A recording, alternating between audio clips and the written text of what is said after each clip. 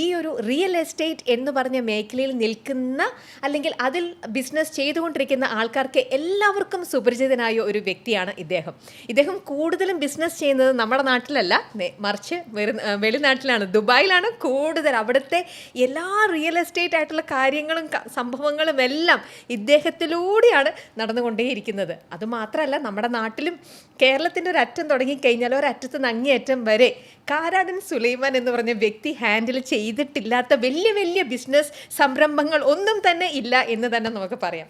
നമസ്കാരം സർ. സുഖമായിട്ടിരിക്കുന്നു അല്ലേ? ഇങ്ങനെ ലോകത്ത് എല്ലായിടത്തും, നമ്മുടെ കേരളത്തിൽ മാത്രമല്ല, പുറമെ ദുബായിലും ഓടി നടന്ന് ഇങ്ങനെ ബിസിനസ് ചെയ്തുകൊണ്ടിരിക്കുകയാണ്. ഇന്നിവിടെയാണെങ്കിൽ നാളെ ദുബായിൽ, ഇങ്ങനെ ഓടിച്ചിട്ട് ഇത് എത്ര വർഷങ്ങളായി ഇങ്ങനെ സക്സസ്ഫുൾ ആയിട്ട് ഇങ്ങനെ പോയിക്കൊണ്ടിരിക്കാൻ തുടങ്ങിയിട്ട്? എത്ര വർഷങ്ങളായി ഇതിൽ?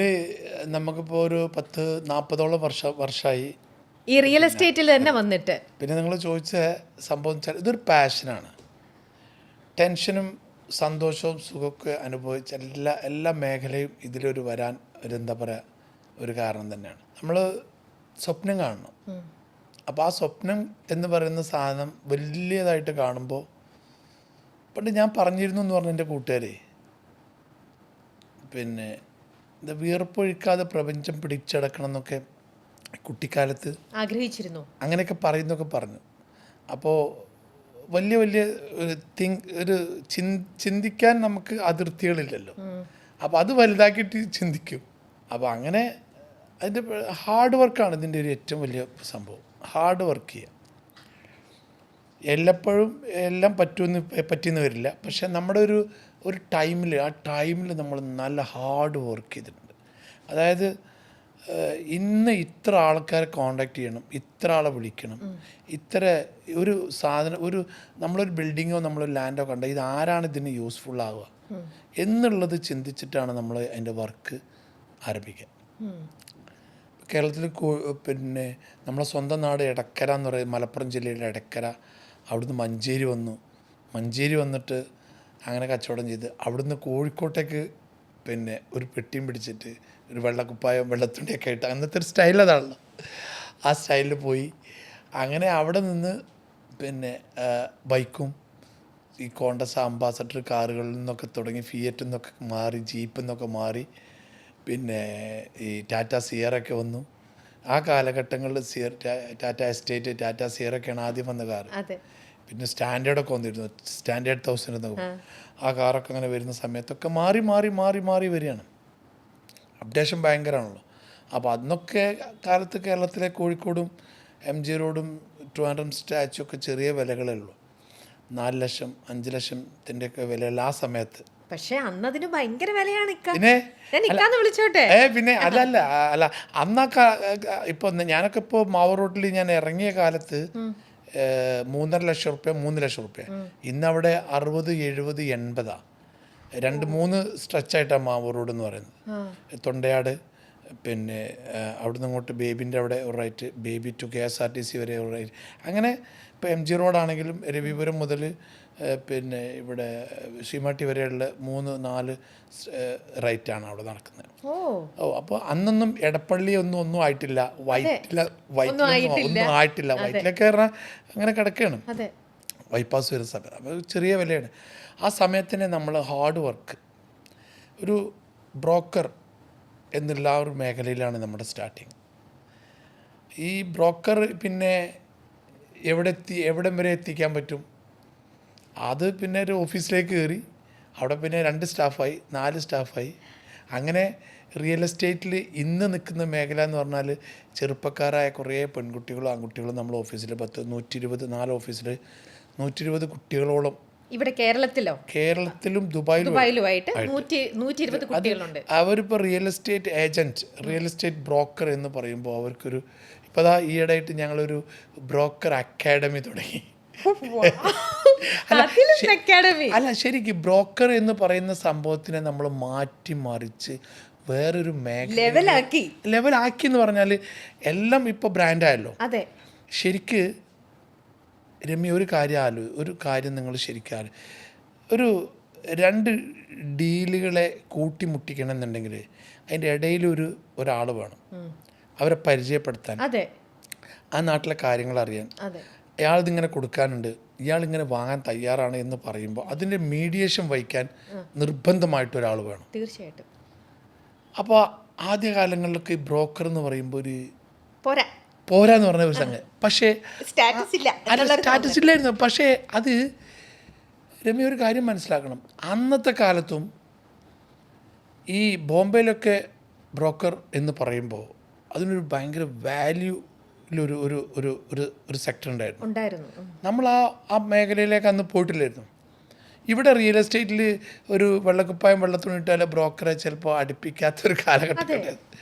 പക്ഷേ ഇന്നത്തെ കാലം ഇപ്പോൾ 2025, ഇപ്പോൾ ഡിസംബർ ഒരു 15 ദിവസം കഴിഞ്ഞാൽ 2026 മോളെ ആകെ മാറി.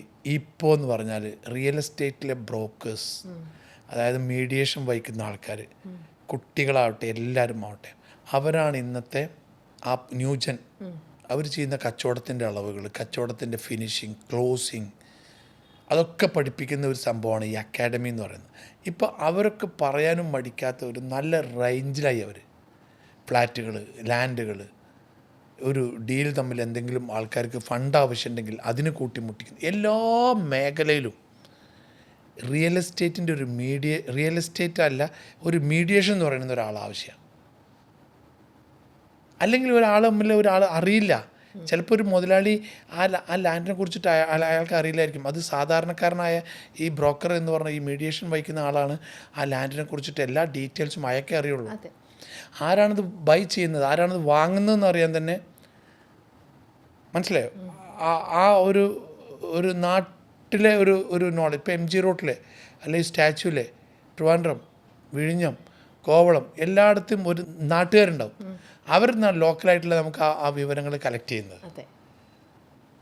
ചില ആൾക്കാരൊക്കെ ഈ ബ്രോക്കറേജ് കൊടുക്കാനൊക്കെ മടിച്ച് അവരെ പിന്നെ ചൂണ്ടിക്കാണിച്ചു കൊടുത്താൽ പിന്നെ അവർ ശരിക്കും ഒന്നിച്ചങ്ങണ്ടാവും.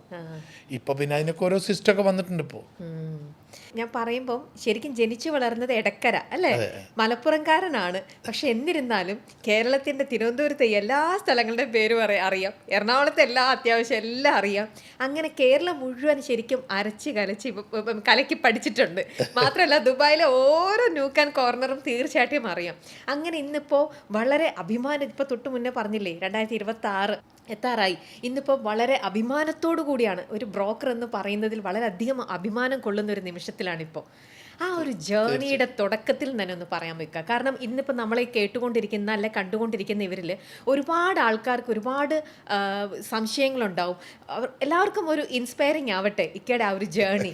ഒക്കെ പറഞ്ഞു ആ ഒരു മലപ്പുറംകാരൻ എങ്ങനെ ഇങ്ങനെ സ്ഥലക്കച്ചവടം എന്നൊക്കെ പറയുമ്പോൾ അന്ധകാലത്ത് സ്ഥലക്കച്ചവടത്തിന് ഇന്ന് പറയുന്ന പോലത്തെ ഒരു വലിയ വിലയൊന്നും ഇല്ലല്ലോ.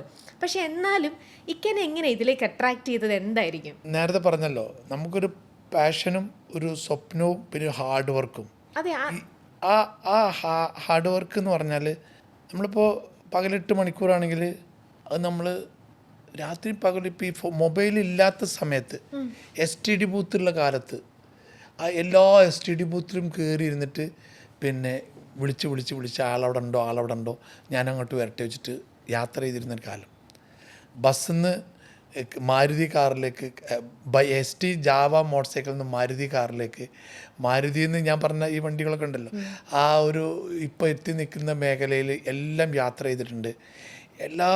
പിന്നെ കുറേ വിഷമങ്ങൾ, അതായത് ഈ ഹാർഡ് വർക്ക് എന്ന് പറയുന്ന സംഗതി ഉണ്ടല്ലോ, ചില കച്ചവടങ്ങൾ പൂർത്തിയാക്കാത്ത പ്രശ്നങ്ങൾ, പറഞ്ഞ സമയത്ത് കൊടുക്കാൻ പറ്റാത്ത പ്രശ്നങ്ങൾ. ആദ്യം ഈ ബ്രോക്കറേജ് വാങ്ങും, അതിൽ നിന്നാണ് പിന്നെ ഡീലറാവുക. ഈ ഡീലറാകുമ്പോൾ നമ്മൾ അഡ്വാൻസ് കൊടുത്തിട്ട് മറിക്കുന്ന ഒരു സംവിധാനം ഒരു കാലഘട്ടം ഉണ്ടായിരുന്നു.